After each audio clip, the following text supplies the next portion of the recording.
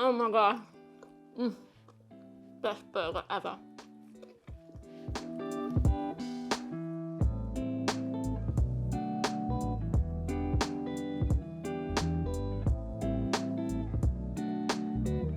Hi, I'm Nikki. Welcome back to our kitchen, where we show you how to make delicious, family-friendly recipes.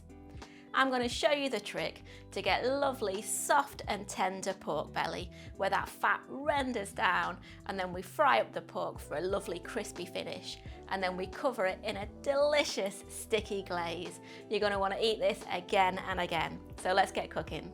I've got a kilo, which is about 2.2 pounds of rindless pork belly here, and you want it sliced to the length that will fit on your burger bun nicely.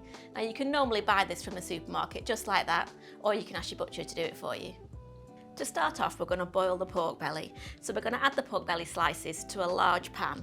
Now I'm using my cast iron pan here, but any large pan with a lid will be fine. Pour over a litre, which is about 4 1/3 cups of hot chicken stock. Then add in a thumb-sized piece of ginger that's been peeled and chopped, 3 chopped garlic cloves, a tablespoon of rice wine and a tablespoon of sugar. Stir together and then bring to the boil. Now place the lid on, turn down the heat and simmer for 2 hours. This slow cooking stage for the pork is a key, crucial stage to make sure the pork is lovely and tender. And whilst that's simmering away, we're going to make some quick pickled veggies to put on the burger. I've got half a cucumber and a couple of carrots that I've peeled into thin strips, along with a finely sliced red onion. Now for the pickling mixture, we want to add 360 ml or 1½ cups of room temperature water, with 180 ml or 3/4 cup of cider vinegar, 3 teaspoons of salt, and 1½ tablespoons of sugar. Put that all together in a jug and mix together. Pour the pickling mixture over the cucumber, carrots and onions that have been placed in jars.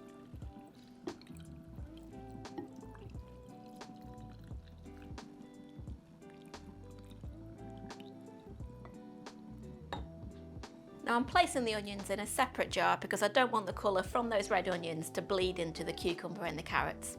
So we're going to place a lid on those and then place them in the refrigerator for at least an hour.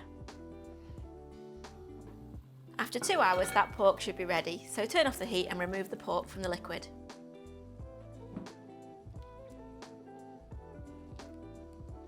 Then pat the pork belly dry using some paper towels. Now it's worth saving that stock because it makes a great base for ramen or for soup. Okay, now we're going to make the glaze. So take a small bowl and to that we're going to add 3 tablespoons of dark soy sauce. We're also going to add a pinch of salt and pepper, a teaspoon of minced ginger, 1 red chilli that's been finely chopped, 2 tablespoons of honey, 2 tablespoons of brown sugar, and a teaspoon of lemongrass paste. Mix it all together and put to one side. Now add a tablespoon of oil to a large frying pan and heat over a medium to high heat. Carefully add the pork to the frying pan. And sprinkle over a pinch of salt and pepper. So you want to fry the pork for a few minutes on each side, turning regularly until nice and golden brown. It does get a little bit splattery at this stage, so I tend to use a splatter guard.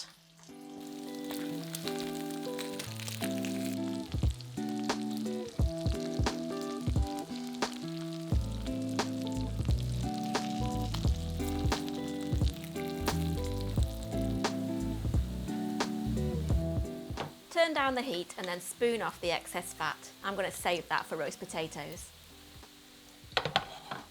Once the pork's lovely and golden, pour that glaze that we made earlier over the top. Then continue to cook for a couple more minutes until the pork starts to look dark and sticky and that glaze coats the pork. Now turn off the heat and it's time to assemble the sticky pork belly burger. Now we're going to start off with the brioche buns, and if you want to go the whole hog and make your own brioche buns, I'll leave a link at the end of this video. Add some lettuce, 2 or 3 slices of that unbelievably tasty pork, Then drizzle over any remaining glaze from the pan, add some of your pickled veggies and some fresh green chillies for a kick of heat. And that's my addictively tasty pork belly burger.